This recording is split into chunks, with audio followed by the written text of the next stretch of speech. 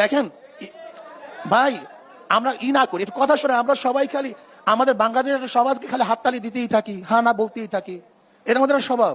এর থেকে বের হয়ে আসুন তো ভাই। যদি আমার ভুল হয়, আমার দলের লোক আমাকে ভুল বলেন, যেটা ভুল বলছেন, এই মেজাজ করেন। যদি আমিও ভুল করি, আমার মেজাজ, আমার দলের লোক বলেন হুজুরা ভুল, এই মেজাজ করেন। আর আমার শত্রু যদি সঠিক বলে, তাকে বলেন এটা সঠিক কথা বলে, এই মেজাজ করেন আপনারা। কিন্তু আমাদের মধ্যে অবস্থাটা কি, আমাদের দলের লোক যদি খারাপ বলে এটাও ঠিক, আর ভালো বললেও ঠিক না অন্য দলে। এটা কেন ভাই? এর রেওয়াজ হয়ে গেছে। যেমন আমি জনাব রহমতুল্লাহ সাহেবকে যদি বলি যে খালেদা জিয়ার অভিজ্ঞতাটা কি ছিল, সে তো গৃহিণী ছিল, সে তো কোনোদিন রাজনীতিও করে নাই। আমরা দেখি নাই জিয়াউর রহমান সাহেবের সাথে সে রাজনীতি অংশগ্রহণ করেছে। যদি তিনি একজন দেশের প্রধান হতে পারেন, আমি মনে করি আমাদের দেশের উপজেলার যারা দায়িত্বশীল তারাও দেশ পরিচালনা করতে পারবে, কোনো সমস্যা নেই। এরপর আসুন ভাই, কথা না বলি, কথা শেষ করতে দেন, কথা শেষ করতে দেন। যদি আমার কথা প্রশ্নের এগেনিস্টে পৌঁছলো, সমস্যা কি বলবেন, সেটা সমস্যা কি? এরপর আসুন ইসলামকে ব্যবহার করা। অ্যাকচুয়ালি ইসলাম অনুযায়ী চলার, ইসলামকে ব্যবহার করা, দুটোর মধ্যে পার্থক্য আছে। যেমন এক ব্যক্তি হামেশাই টুপি পরে, এটা তার অভ্যাস।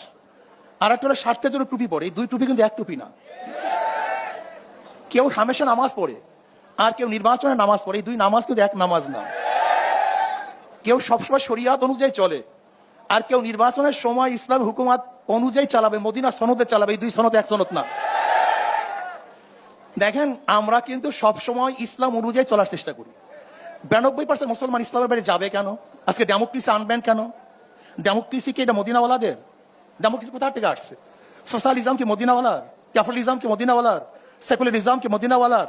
আপনি বলেন Socrates, Plato, Aristotle, Montesquieu, Locke, Rousseau, যে নীতি আদর্শ বাস্তবায়ন করেছে মদিনাওয়ালার। আমি একজন মুসলমান হয়ে ইসলামের বাহিরে যাব কেন? এটা প্রথম প্রশ্ন। দ্বিতীয় প্রশ্ন হলো এই, ইসলামের মধ্যে যদি বৌদ্ধ, হিন্দু, খ্রিস্টান, বিজাতি সমস্ত জাতিদের কল্যাণের কোনো নিয়ম কারণ না থাকতো, তাহলে প্রশ্ন তুলতে পারতেন যে ইসলামী হুকুমাত হলে হিন্দুদের অবস্থাটা কি হবে, খ্রিস্টানদের অবস্থাটা কি হবে, ইহুদিদের অবস্থাটা কি হবে। ইসলামের মধ্যে যদি সকল ধর্মের, সকল মতের মানুষের চলার সাম্য, মানবিক মর্যাদা, সামাজিক ন্যায় বিচার প্রতিষ্ঠিত করার আইন নিয়ম থাকে, তাহলে আপনি ইহুদিদের কাছে আইন ধার আনতে গেলেন কেন? ব্রিটিশে গেছেন কেন?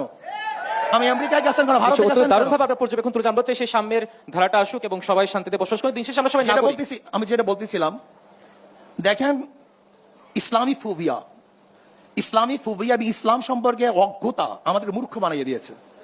আমি দেখছি হাজারো বড় বড় লিডার যাদের ইসলামের মূর্খতা কোন পর্যায়ে পৌঁছছে আমি চিন্তাও করতে পারবেন না।